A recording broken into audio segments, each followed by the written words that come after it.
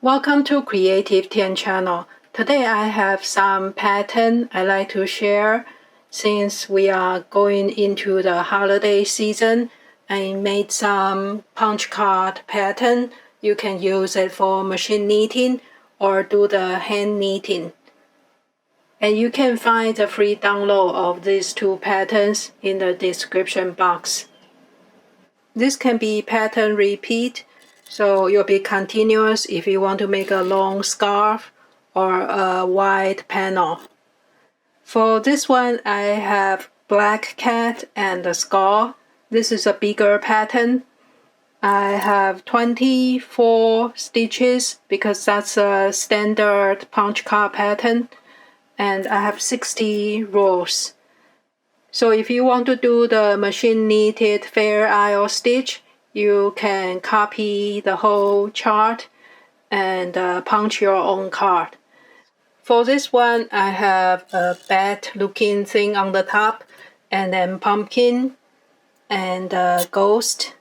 And in between, in the empty space, I try to put some stars or flower-like pattern so it doesn't have too much float in the back.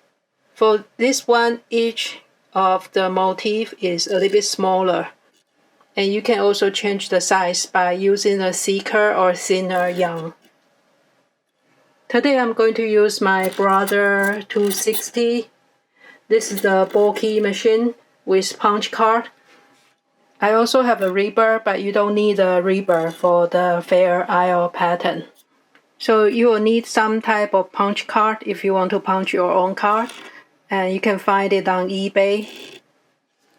The punch card for Brother and Singer will be a little bit different, but either one will work. And then you will need your handy punch. You will need some type of punching machine. Again, you can find it on eBay easily. It's not very expensive. And the first thing is to transfer the pattern. I just use a regular pencil to draw it on the paper. If you make mistake, you can erase easily.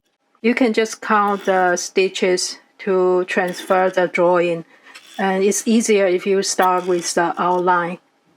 And the next thing is just to punch. And when you look closer, there's a center point that's sharper. And when we look at the paper, there's a little dot on the center of each grid. And that's where we should place the sharper point. So that's how we punch the card. And for this type of the puncher, you can only access half.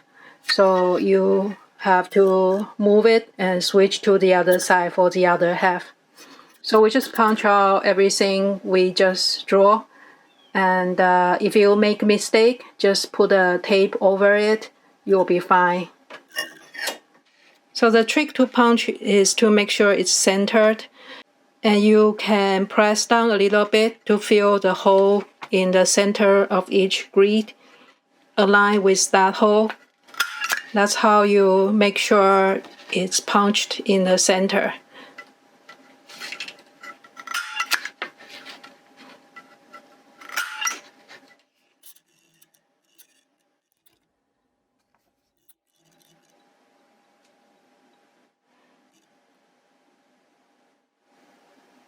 Now it's time to try it on the knitting machine.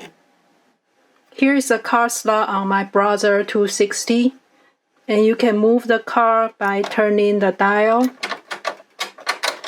And you will need the clip if you want continuous pattern.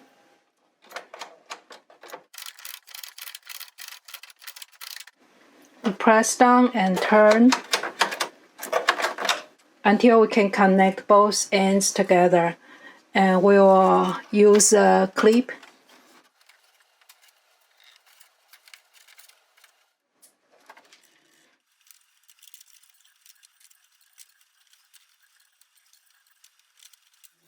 Now I will turn the dial until you go back to the first row.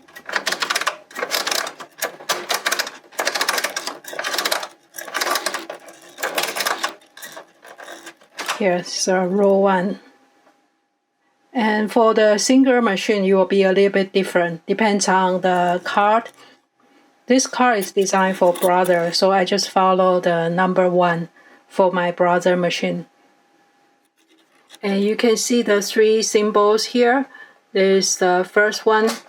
The first one on the bottom, the circle, is to pause or stop advancing. And the triangle in the center is for normal advancing. And the one on the top is an elongated pattern. So first we want to place it to the stopping or the off button, because we want to start with a few rows of plain stockinette stitch. I'm using 2 contrasting color of the sock weight yarn because it's for fair isle knitting, so it's pretty thick, and thinner yarn will be easier to knit. But since this is a bulky machine, I'm sure you can go with a little bit thicker yarn. You can try and experiment. Now we need a few rows of plain knitting. We can start the pattern. First, we have our carriage on the left side, and we want to set the dial to KC. And we want to knit 1 row from left to right.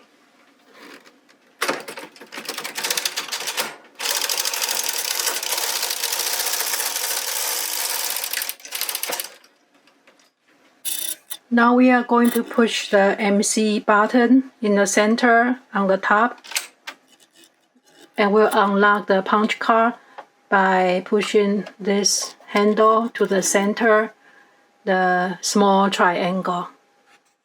And we will start threading the second yarn.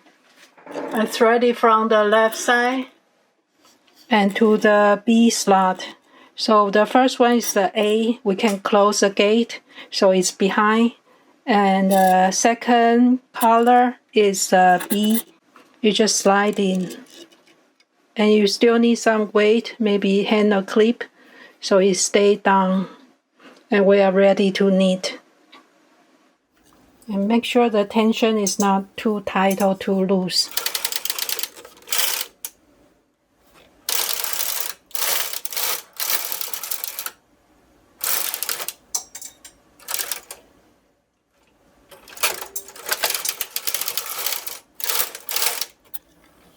If it's too loose, you might have extra slacks at the end, so be careful about that.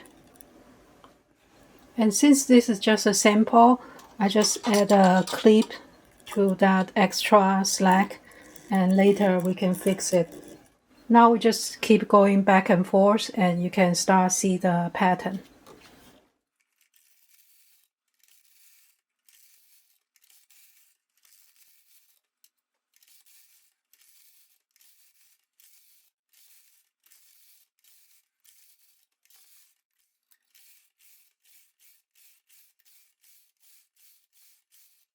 Here is the result.